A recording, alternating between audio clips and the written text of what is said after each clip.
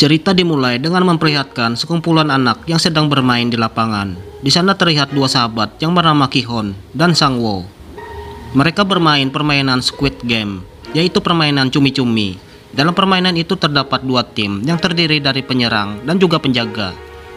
Bagi penjaga, petugasnya mereka hanya ada satu, yaitu mencegah para penyerang agar tetap berada di luar garis.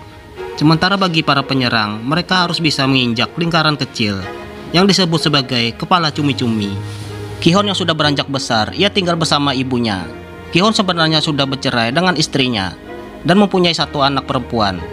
Istrinya kini sudah menikah lagi dengan laki-laki lain dan anaknya ikut dengan ibunya. Sedangkan Ki-hon kini seorang pengangguran. Hari ini ibunya Ki-hon memberikan beberapa uang kepada Ki-hon untuk menyuruhnya memberikan ayam goreng kepada cucunya. Karena hari ini anak Ki-hon sedang berulang tahun. Saat ibunya sudah pergi berangkat kerja, Ki-hon malah mengambil kartu ATM milik ibunya. Ia kemudian ke ATM untuk mengambil sejumlah uang untuk modal melakukan taruhan pacuan kuda. Tetapi tampaknya hari ini merupakan hari keberuntungan Ki-hon, karena saat ia bertaruh menggunakan nomor yang sama seperti ulang tahun anaknya, ia berhasil memenangkan taruhan tersebut dan mendapatkan uang senilai 4,3 juta won atau sekitar 50 juta rupiah.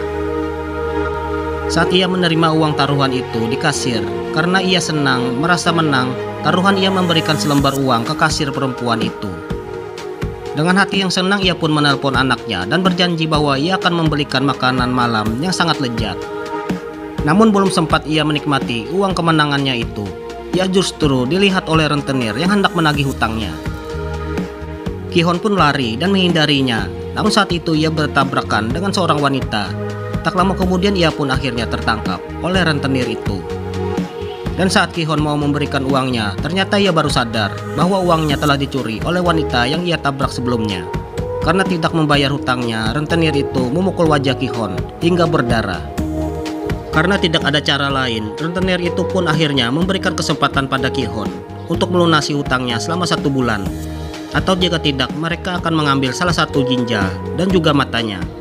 Kemudian Ki-hon yang tidak memiliki sepeser uang pun untuk memberikan hadiah dan makanan di ulang tahun anaknya malam ini.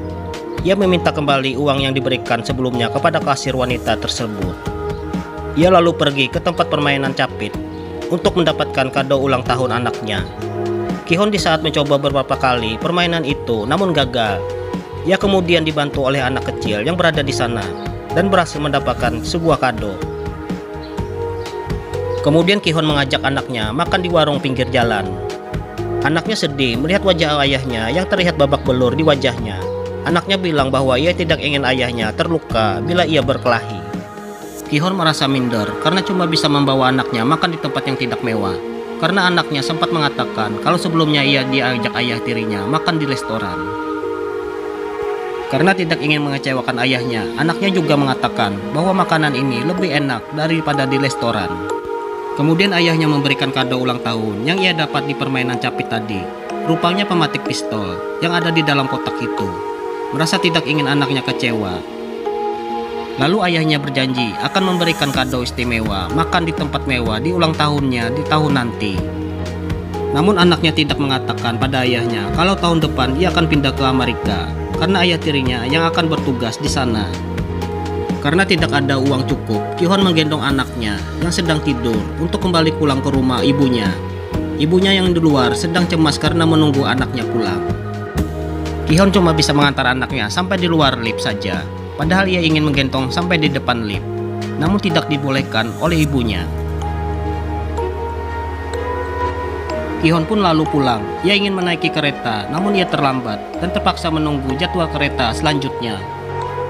Ki-hon yang sedang duduk menunggu kereta sendirian, ia lalu didatangi oleh seorang pria misterius yang menawarkan untuk bermain sesuatu permainan bernama Dakji dengan imbalan uang 100.000 won atau sekitar 1,2 juta rupiah. Tetapi jika Ki-hon kalah, maka ia harus membayar dengan nominal yang sama. Karena tergiur dengan uang tersebut, Ki-hon akhirnya menerima tantangan pria itu. Tetapi sayangnya, justru ia kalah dalam permainan pertamanya. Karena Ki-hon tak punya uang, pria itu pun meminta bayaran yang lain, yaitu menampar pipi Ki-hon setiap kali ia kalah. Dalam permainan tersebut mereka berdua terus bermain dan bermain hingga akhirnya Ki-hon berhasil memenangkan beberapa kali. dan mendapatkan uang yang cukup banyak. Sebelum pergi, pria misterius itu mengatakan bahwa ia tahu tentang semua informasi, termasuk hutang Ki-hon yang berjumlah sekitar 410 juta won atau senilai 6 miliar rupiah.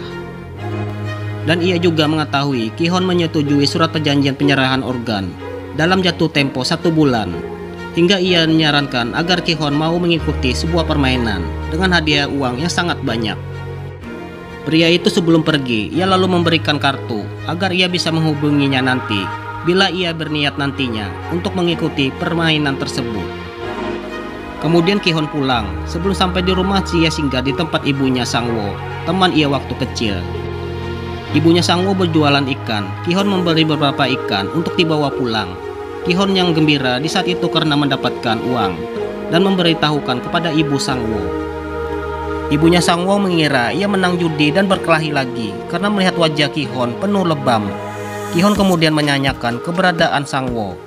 Ibunya mengatakan kalau Sang-woo sedang sibuk dengan pekerjaannya di luar negeri. Setelah itu ia pun beranjak pergi. Di perjalanan ia melihat seekor kucing yang sedang mencari makanan di tempat sampah. Ia melihatnya merasa kasihan dan mengasihkan seekor ikan untuk kucing itu. Ternyata Ki-hon adalah seorang yang baik hati. Kemudian ketika ia sudah berada di rumah, Ki-hon memberikan beberapa uang itu pada ibunya, dan ia juga mengatakan bahwa dirinya tidak mendapatkan uang itu melalui judi ataupun mencuri. Di sana ia ditahukan Ki-hon tentang anaknya dan mantan istrinya yang akan pergi ke Amerika karena suaminya yang baru mendapatkan pekerjaan di sana. Ibunya berkata kalau ia harus mendapatkan kembali hak asuh anak. Tetangganya yang mengerti hukum pernah bilang untuk mendapatkan hak asuh anak yaitu dengan cara jika seorang ayah bisa membuktikan kemampuannya untuk membiayai anak, maka ia akan mendapatkan hak asuh anak. Karena ibunya Ki-hon khawatir kalau nanti anaknya Ki-hon akan melupakan ayahnya bila tinggal di Amerika nanti. Ki-hon yang tidak ingin kehilangan anaknya dan juga berniat untuk membayar semua hutang-hutangnya, ia kemudian tertarik untuk mengikuti permainan yang ditawarkan oleh pria misterius itu. Ia kemudian memutuskan menghubungi nomor yang ada di kartu tersebut. Di dalam pembicaraan telepon itu, Ki-hon meminta untuk memberikan identitas dirinya berupa nama dan tanggal lahirnya. Setelah sepakat, penyelenggara game itu menjemput Ki-hon di tengah malam menggunakan mobil. Dan di saat Ki-hon masuk ke dalam mobil, terlihat ada seorang yang duduk di bangku sopir dengan pakaian berwarna merah dan bertopeng. Bersamaan dengan itu ada beberapa peserta lain yang sudah pingsan karena diberikan gas bius, termasuk juga Ki-hon. Lalu Ki-hon terbangun di sebuah ruangan tempat yang luas dengan ratusan peserta lainnya yang sudah berganti pakaian dan diberikan nomor masing-masing. Di sana Ki-hon mendapatkan nomor peserta terakhir yaitu 456. Selain itu mereka juga dipantau oleh petugas yang berpakaian merah dan bertopeng, termasuk orang yang menjalankan seluruh permainan tersebut, yaitu dijuluki sebagai Promen. Alasan mereka menggunakan topeng yaitu agar identitas mereka tak diketahui oleh orang lain. Lalu kemudian Ki-hon terbangun di sebuah ruangan tempat yang luas dengan ratusan peserta lainnya yang sudah berganti pakaian dan diberikan nomor masing-masing. Di sana Ki-hon mendapatkan nomor peserta terakhir yaitu 456. Kemudian Ki-hon bertemu dengan peserta yang umurnya sudah tua, yaitu kakek Ilnam.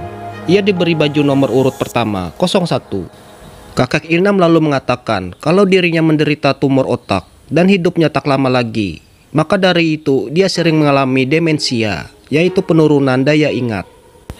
Bersamaan dengan itu ada keributan yang disebabkan oleh seorang gangster yaitu bernama Duksu, memiliki nomor peserta 101, dan seorang gadis bernama Saibok memiliki nomor peserta 67. Si Saibok ternyata memiliki masalah dengan si gangster Duksu. Si gangster itu lalu menghajarnya. Ki-hon yang mengenal wanita itu sebelumnya yang mengambil uang Ki-hon di saat bertabrakan dengan wanita itu. Dengan perasaan sangat marah, ia pun menyuruh Saibok untuk mengembalikan seluruh uangnya. Namun tak lama kemudian tiba-tiba para staf datang menghampiri mereka dan mengatakan bahwa mereka akan berpartisipasi dalam sebuah permainan yang akan diadakan selama 6 hari. Siapapun yang bisa menyelesaikan seluruh permainan itu akan mendapatkan hadiah berupa uang tunai dengan jumlah yang sangat banyak. Para staf itu juga mengatakan bahwa seluruh barang serta HP yang mereka bawa telah disita dan akan dikembalikan ketika mereka berhasil menyelesaikan semua permainan. Yang kemudian salah satu peserta yang bernama Sangwo mengatakan kalau mereka melakukan hal ilegal karena telah menculik dan mengurung para peserta. Si penjaga kemudian memutarkan layar riwayat hidup Sangwo yang ternyata menggelapkan dana klaim untuk diinvestasikan, namun sayangnya gagal, dan akhirnya ia pun terjerat hutang yang sangat banyak. Begitu pula peserta yang lainnya yang ternyata juga terjerat hutang. Para staf menjelaskan bahwa tujuan permainan ini dibuat adalah untuk mengubah kehidupan mereka semua, karena hampir semua pemain yang ada di sana memiliki hutang yang sangat banyak. Staf penjaga kemudian menunjukkan celengan besar yang nantinya akan digunakan sebagai tempat penampungan uang yang mereka dapatkan. Sebelum permainan dimulai, seluruh pemain diwajibkan menandatangani surat persetujuan yang berisi 3 pasal, yaitu pasal 1, para pemain tak dibolehkan berhenti bermain, pasal 2, pemain yang menolak bermain akan dieliminasi, dan pasal 3, permainan dapat dihentikan jika mayoritas pemain telah menyetujuinya. Setelah menyelesaikan persyaratan, para pemain dibawa menuju ke suatu tempat, melewati tangga-tangga yang berwarna-warni, hingga akhirnya mereka sampai di sebuah lapangan tiruan yang dikelilingi pembatas berupa gambar pemandangan. Lalu saat semuanya pemain telah berkumpul di sana, sebelum permainan dimulai, Ki-hon lalu menghampiri peserta yang bernama Sangwo, dan benar saja ternyata itu adalah Sangwo yang ia kenal, yang biasa dibangga-banggakan oleh ibunya dan juga orang-orang di sekitarnya. Mereka telah berteman sedari kecil. Frontman kemudian menyuruh para staf untuk segera menjalankan permainan pertama, yaitu lampu merah, lampu hijau. Dalam permainan pertama, semua pemain boleh bergerak maju, selama penjaga yang berbentuk boneka robot ini mengatakan lampu hijau. Maka peserta boleh maju untuk sampai ke garis finish di depan. Dan jika si boneka robot mengatakan lampu merah, maka para peserta harus berhenti atau tidak boleh bergerak sama sekali. Atau jika tidak, maka akan tereliminasi. Tentu saja itu permainan yang sangat mudah bagi mereka yang belum tahu kebenarannya. Permainan dengan waktu 5 menit pun dimulai. Saat si boneka mulai mengatakan lampu hijau, maka para peserta berlarian ke depan dan berhenti ketika boneka bilang lampu merah. Namun melalui mata si boneka, ada salah satu peserta yang terdeteksi bergerak dan seketika langsung ditembak. Awalnya yang lain mengira kalau itu hanyalah pura-pura saja. Tapi saat peserta itu mengeluarkan darah, peserta yang di belakangnya melihatnya panik dan berlari ke belakang dan langsung ditembak juga, hingga membuat semua peserta panik dan berlarian. Dan ada peserta yang bergerak pun ditembaki, karena di saat itu lampu merah. Peserta yang diam tidak bergerak pun selamat. Kemudian kakek bernomor 1 maju ke depan tanpa ragu melanjutkan permainan. Sedangkan yang lain pun mengikuti peraturan permainan itu.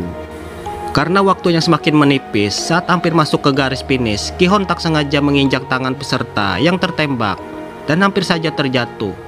Namun untung saja peserta dengan nomor 199 langsung menangkapnya. Peserta 199 itu bernama Ali. Sampai akhirnya detik-detik terakhir mereka berhasil sampai di garis finish.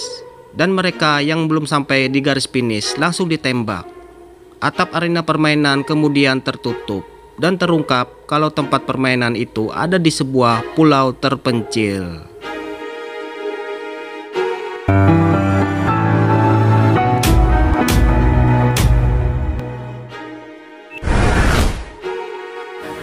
Di episode 2 kali ini, di mana para peserta berhasil lolos, masih shock setelah permainan pertama yang mereka lewati. Peserta yang berhasil lolos berjumlah 201. Kemudian penjaga mengungkapkan hadiah yang diperoleh setelah game pertama selesai. Namun sebelum itu, sebagian peserta merasa kalau permainan ini sangat tidak wajar dan memilih untuk mengundurkan diri. Akan tetapi si penjaga mengingatkan lagi kalau hal itu tidak bisa dan menyalahi aturan pasal 1 dan 2 yang sudah disebutkan di sebelumnya. Kemudian Sangwo angkat bicara kalau masih ada pasal 3 yang isinya permainan boleh dihentikan jika mayoritas menyetujuinya. Alhasil mereka pun setuju untuk melakukan voting atau pengambilan suara.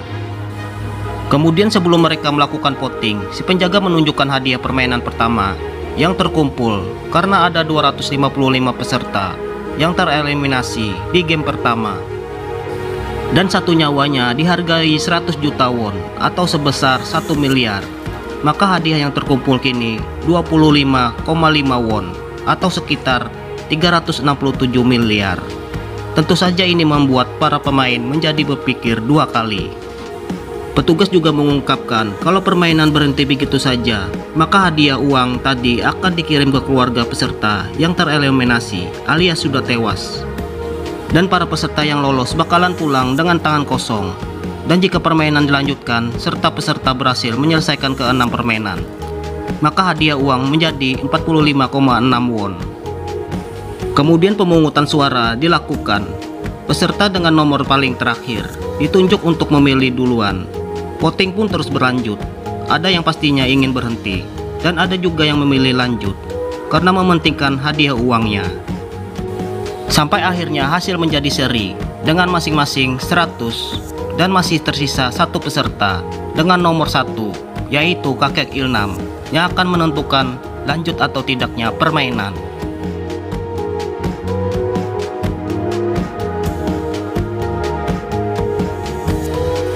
Namun hasilnya menuai pro dan kontra, karena sebagian peserta masih ingin lanjutkan permainannya.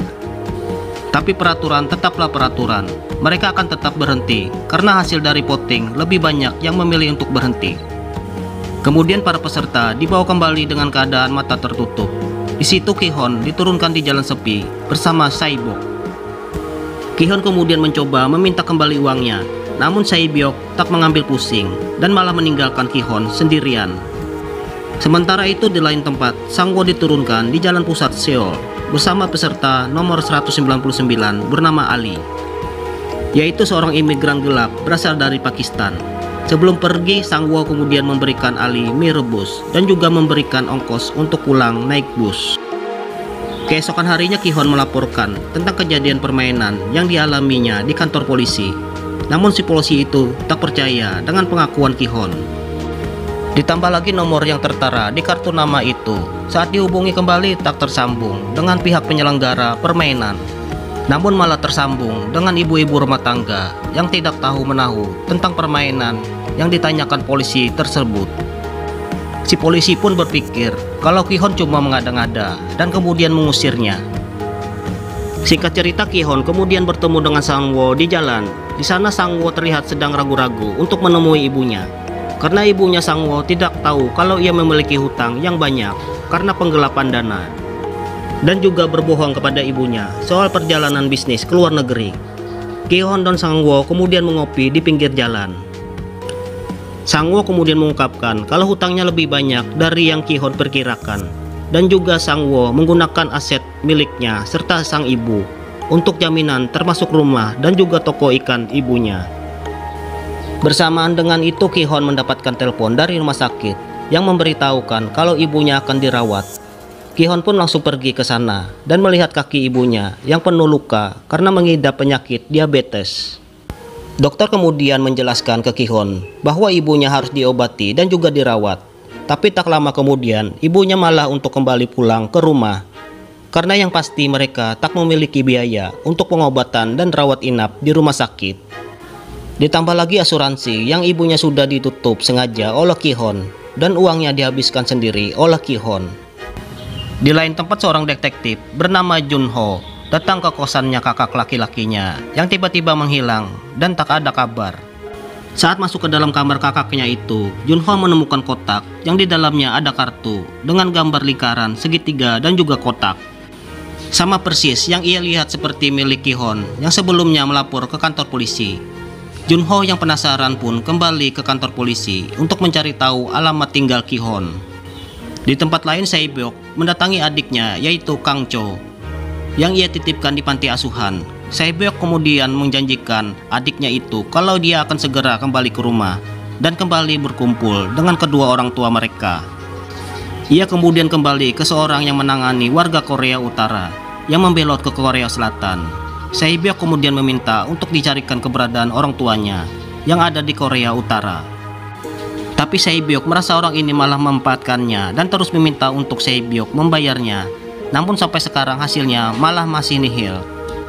Saebyok pun marah dan tiba-tiba menyiramkan kopi panas ke seorang tersebut dan mengancamnya. Sementara itu Ali pergi mendatangi tempat kerjanya dan menemui bosnya untuk meminta bayaran yang belum sempat diterima oleh Ali. Namun bosnya tak mengasihkan sepeser pun dan malah pergi begitu saja. Ali yang kesal pun mengejar si bos dan mencoba merebut segepok uang yang ada di sakunya. Sampai akhirnya tangan si bos tak sengaja terjepit di mesin dan Ali kabur sambil membawa uangnya. Sesampai di rumah, Ali yang sedang was-was menyuruh istri dan juga anaknya untuk kembali ke Pakistan, sedangkan ia akan menyusul nantinya. Sedangkan di lain tempat, saat ibunya Sangwo sedang berjualan, ia tiba-tiba didatangi dua orang dari pihak kepolisian yang datang atas penangkapan Sangwo karena penggelapan dana. Mendengar hal itu, ibu Sangwo pun langsung shock. Sementara itu Sangwo yang menjadi putus asa mengurung dirinya di kamar mandi sambil membakar braket pemanas. Namun bersamaan dengan itu, pintu belnya berbunyi saat Sangwo mencoba membukanya. Di bawah pintu muncul kartu nama permainan seperti sebelumnya.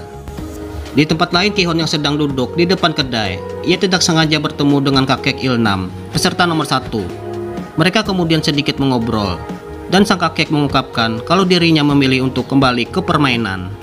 Karena tahu hidupnya tak lama lagi sebab tumor otak yang dideritanya. Maka dari itu si kakek Ilnam memilih untuk bergabung lagi untuk menghabiskan sisa umurnya. Sedangkan di tempat lain, Dukso yang merupakan bos gangster merencanakan perampokan dengan anak buahnya Dukso. Ia meminta anak buahnya untuk mengumpulkan orang-orang dan berniat untuk mengikuti serta menyusup ke dalam arena permainan. Lalu mereka akan membobol uangnya. Namun anak buahnya itu tak percaya dengan apa yang dikatakan Dukso tentang permainan tersebut. Ia juga kini membelot karena Dukso kini punya masalah dengan bos yang lebih besar. Dan Dukso memiliki hutang dengan orang kasino di Filipina. Anak buahnya juga sengaja menjebak Dukso dengan mendatangkan langsung orang-orang Filipina untuk mengambil organ Dukso sebagai pelunasan hutangnya. Tak tinggal diam, Dukso pun melakukan perlawanan dengan menusuk anak buahnya itu beberapa kali dan kabur dari kejaran dengan cara melompat ke sungai. Kembali lagi ke Ki-hon, keadaan ekonominya yang kini semakin parah membuatnya terpaksa mendatangi mantan istrinya untuk meminjam uang untuk berobat sang ibu. Alhasil ayah tirinya memberikannya uang, namun sebagai gantinya anaknya Ki-hon tidak diperbolehkan bertemu dengan keluarganya lagi, terutama Ki-hon. Hal itu membuat Ki-hon marah dan menyerang ayah tiri Gayong. Kemudian sampai di rumah, Ki-hon berpapasan dengan Junho, menanyakan tentang permainan pembunuhan yang sebelumnya dilaporkan oleh Ki-hon. Namun Ki-hon tak mau membahasnya dan mengatakan kalau itu hanyalah cerita yang ia karang sendiri. Lalu saat Ki-hon mau masuk ke rumah, ia kembali menemukan kartu nama permainan untuk melanjutkan permainannya lagi. Malam berikutnya seperti sebelumnya, para peserta yang ingin melanjutkan permainan dijemput di tengah malam menggunakan mobil. Setelah para peserta masuk ke dalam mobil, gas bius langsung disemprotkan yang membuat para peserta pingsan.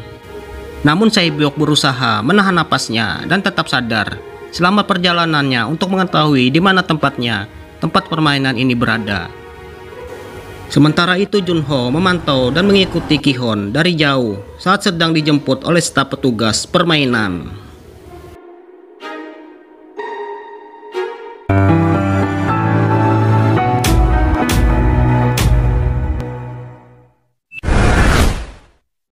Kemudian detektif Junho mengikuti mobil-mobil ke pelabuhan. Dia melihat semua mobil yang identik ini bersiap untuk naik ke kapal feri untuk pergi ke sebuah pulau. Kemudian Junho mengirim pesan kepada kepala polisi, mengatakan kepadanya bahwa ia akan terlambat dan tidak bisa bertugas hari ini. Lalu ia bersembunyi di bawah salah satu mobil mereka. Setelah mobil itu masuk ke dalam kapal feri, Junho kemudian memasuki salah satu mobil yang di dalamnya ada Ki-hon. Para petugas memeriksa semua pemain menggunakan alat deteksi wajah. Ketika detektif Junho diperiksa, petugas mulai mencurigainya. Namun Junho berhasil membunuh salah satu petugas itu dan menukar bajunya. Lalu kemudian mayat petugas itu dibuang ke laut.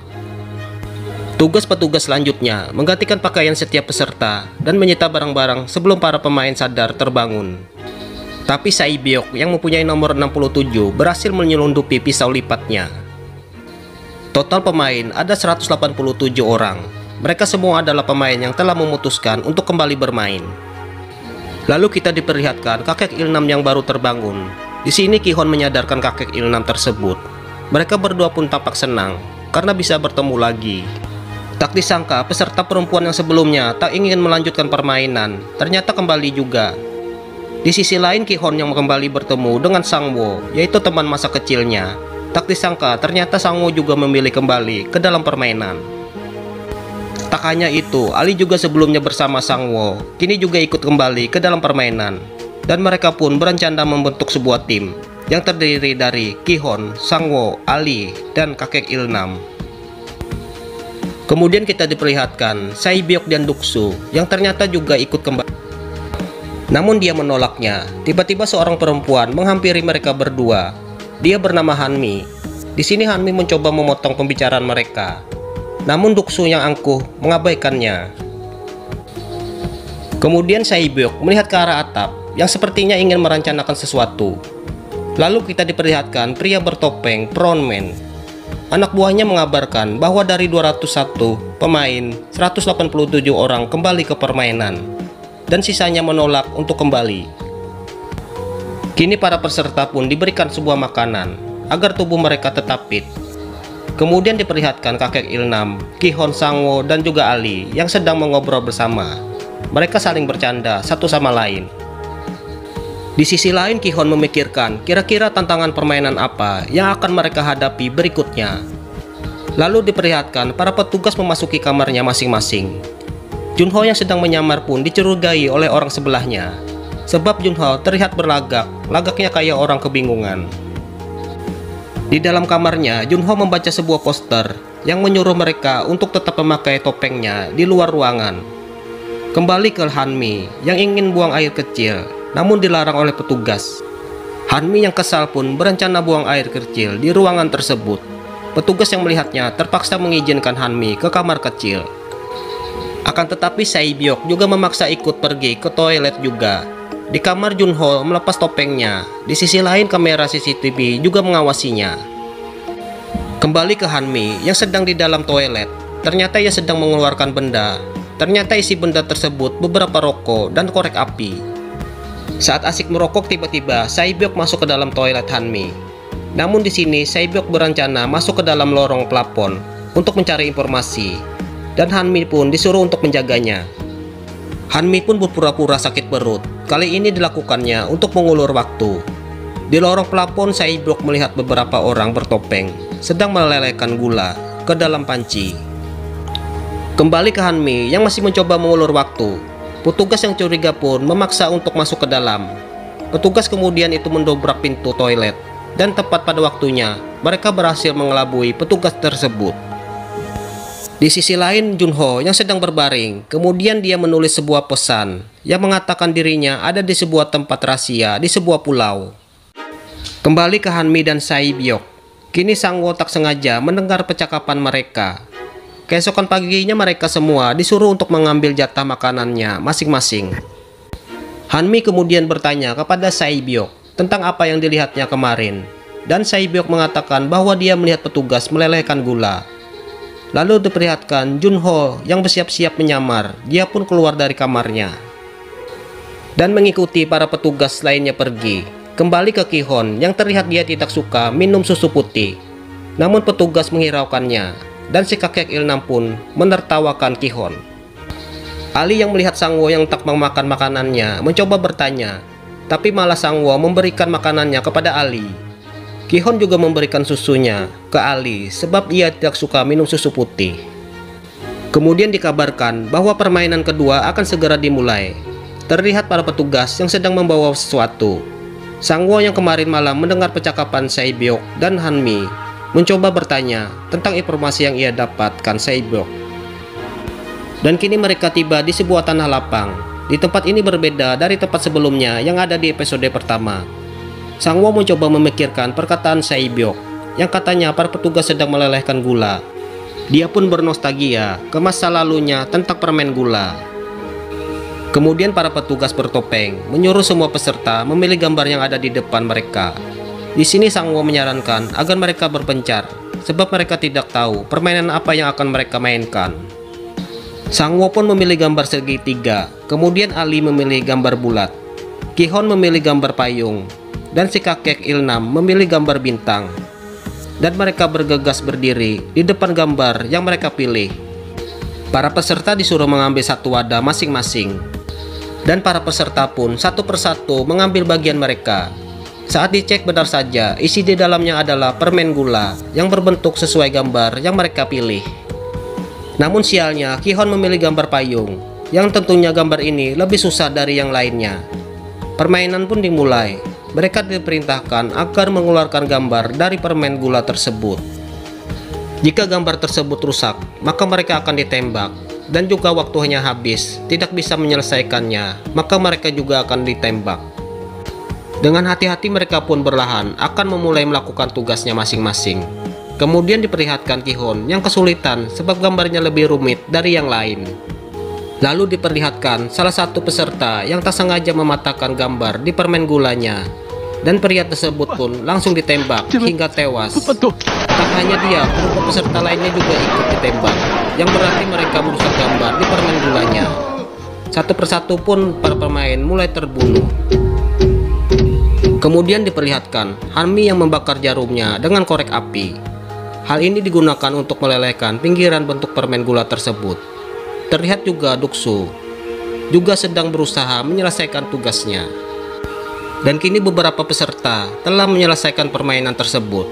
Terlihat juga Seibyok, Ali, dan juga Sangwo yang berhasil menyelesaikan tugasnya.